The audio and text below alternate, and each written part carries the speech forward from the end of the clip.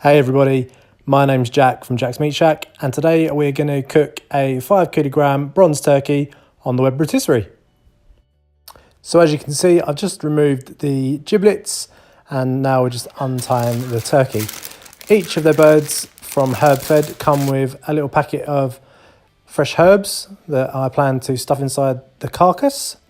And what I'm doing here is just releasing the skin from the meat.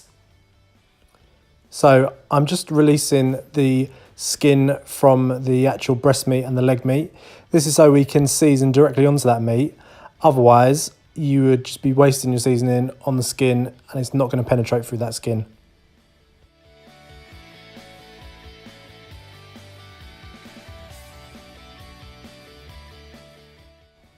So this is good quality turkey from Herb Fed. It's got nice thick skin, and as you can see, you can be quite robust with it. Obviously you don't want to be too rough because you don't want to split it because that will cause problems when you come to cook it. But yeah, you can get your hand right in almost to the top of the crown.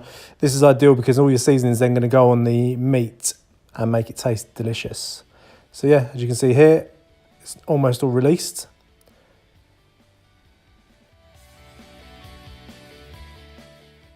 Okay, so as I mentioned before, each of these birds comes with a nice bundle of herbs, which we'll put inside the carcass. In a minute, you're going to see that the skin split on the left-hand side of the crown. Not an issue, because when we truss it up, that skin will go back in place and protect the meat underneath it. Okay, so what I'm doing now is using a product called Fry Light, which is a 1-calorie cooking spray. And it's basically rapeseed oil mixed with a little bit of water and chili and garlic flavourings, so it's really good for the barbecue. So we give the bird a good spray with this. We want the rub to stick to it and not fall off. We're using Jack's Meat Dust, which is sugar-free. We produce it ourselves and we sell it on our website, www.jacksmeatshack.com. One thing that's really important, season the inside of your bird. Tip the bird up, put some seasoning inside that carcass because it will permeate the rest of the bird whilst it cooks.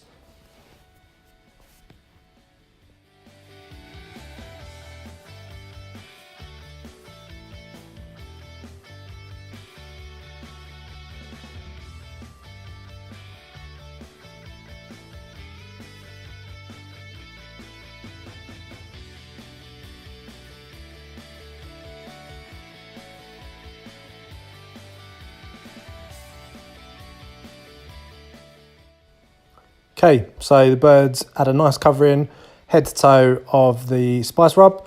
And what I'm going to do here is just remove this little excess bit of neck fat because we don't want that burning whilst we put it on the rotisserie.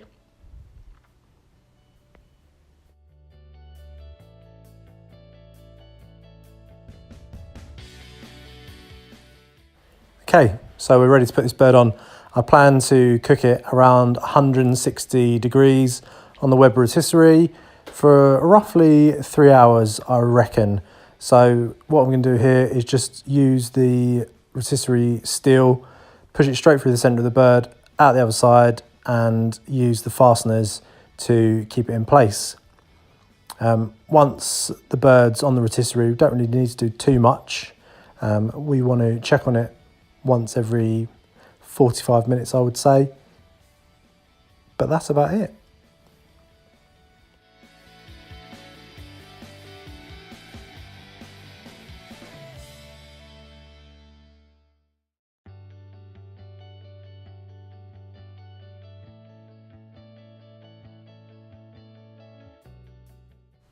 Okay, so on to the Weber. As you can see here, it's just gone on, and what I've done is I've put the Weber griddle plate underneath because I didn't want any flare-ups whilst the bird's cooking. If any of the juices drip, they'll drip directly onto this cast iron skillet and evaporate.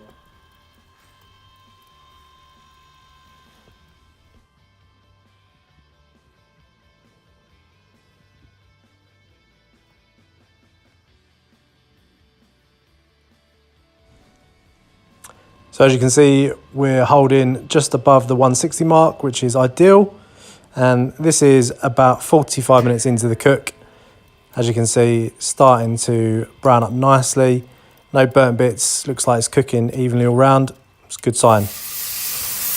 So 2.5 hours in, this bird is ready to come off. As you can see, the rubs give it a lovely crust on the outside. Look at that, gorgeous.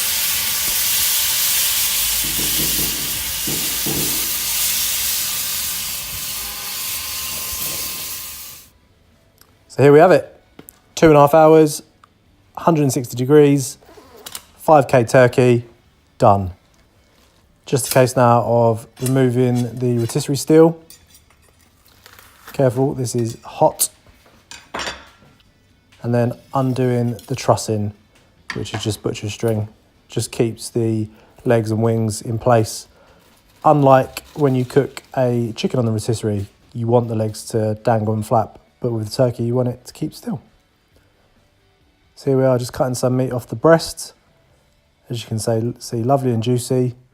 Nice white meat inside. Perfect.